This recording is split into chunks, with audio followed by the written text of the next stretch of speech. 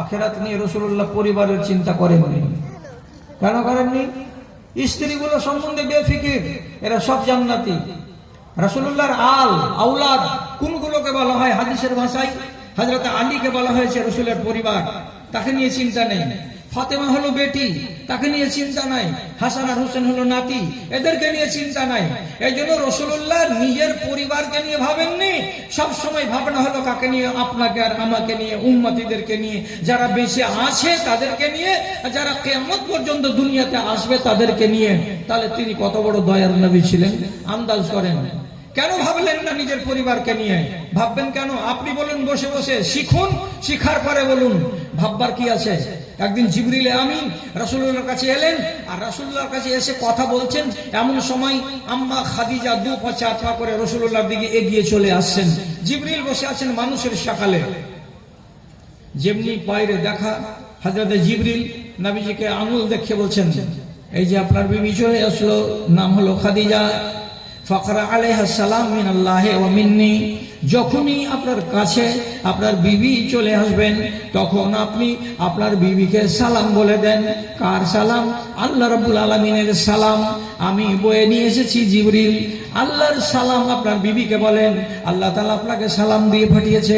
এক, তারপরে আমিও জিবরিল আপনার বিবিকে সালাম দিচ্ছি খাদিজাকে, আপনি আমার সালামটা আপনার বিবি খাদিজাকে পৌঁছিয়ে দেন।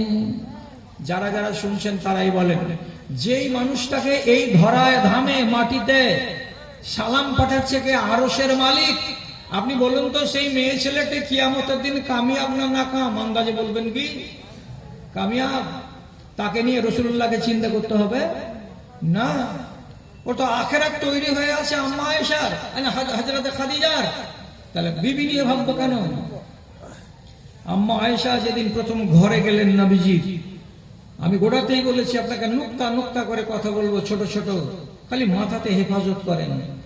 প্রথম রাত যেদিন মা আয়েশাকে নিয়ে রাসূলুল্লাহ ঘরে গেলেন, তো আয়েশার মুখ থেকে যখন কাপড়টাকে সরালেন, আমি তো জীবনে কখনো আপনার সামনে আসিনি, তো আপনি আমাকে দেখলেন কি করে?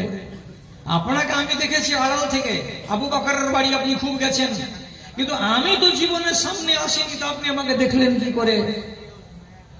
তখন রাসূলুল্লাহ জবাব দিয়ে বলছেন, একদম বুখারী শরীফের হাদিস। কি বলছেন রাসূল?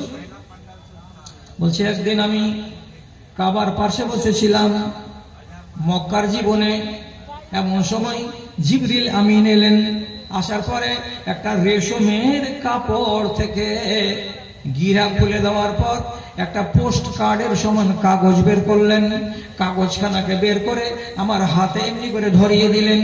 আমি জিবরিলের হাত থেকে পোস্ট কার্ডখানাকে, কাগজখানাকে এইরকম করে যখন হাতে করে ধরলাম, তো দেখছি কি, ওই কাগজে একটা সুন্দরী ধপধপে সাদা রঙের মেয়ে ছেলের ছবি ছাপানো আছে।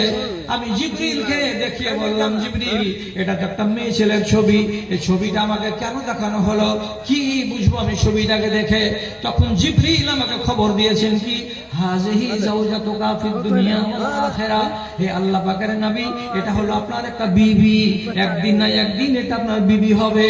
এবং বিবিটা শুধু এই দুনিয়ার নয়, মরে যাওয়ার পরে কিয়ামতের দিন জান্নাতের ভেতরে আপনার বিবি হয়ে বাস করবে।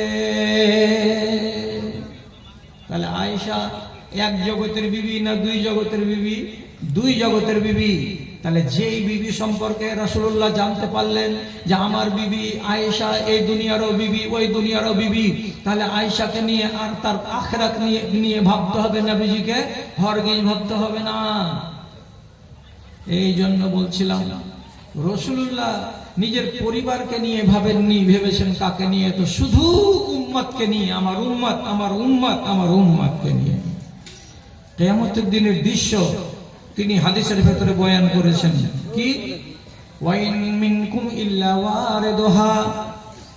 কিয়ামতের দিন জাহান্নামের উপর একটা ব্রিজ তৈরি করা